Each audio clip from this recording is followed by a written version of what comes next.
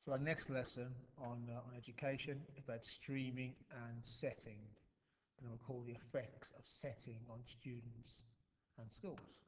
Failure, labelling, low status, respect, subculture, anti-school, norms, values, status deprivation. If you're given low status, you suffer from status deprivation. You want high status, but no one's giving it to you.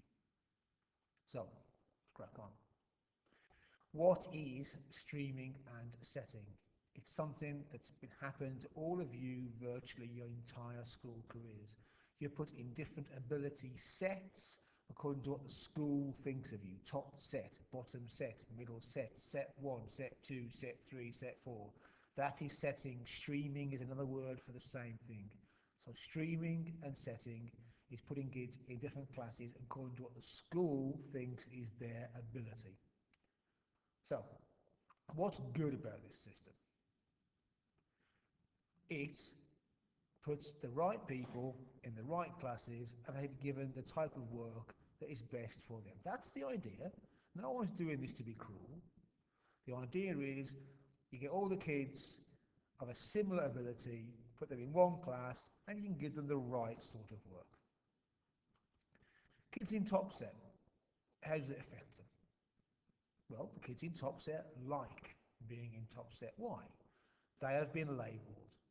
The school has labelled them as clever and hardworking. The school is giving them high status very publicly. It's not a secret you're in top set. It's out in the open. The school is giving you lots of respect, lots of high status. Therefore, you will form a subculture within that class. In that subculture, the values and norms are work hard, do your homework, wear your uniform properly, succeed, and therefore you will stay in top set. So for kids in top set, this system works beautifully. However, bottom sets. The kids at school, they get their timetable, they're in set 4 for English. Set 4 of, let's say 4 or 5. Doesn't make them feel good. They are labelled. They label themselves, everybody else labels them, and most importantly, the school and the teacher has labelled them. This kid is stupid. Possibly lazy, but definitely stupid. That's why they're in bottom set. It's all very public. Therefore, the school is giving that child low status. It's very publicly putting them down. You're dumb. Therefore, they have status deprivation. That leads to what's called status frustration. You want high status, but the school is not giving it to you. You feel status frustration. Now, what that's meant to result in is that you work hard, succeed, and get moved up. That's the plan. What in fact happens is the kids in bottom set much more often invert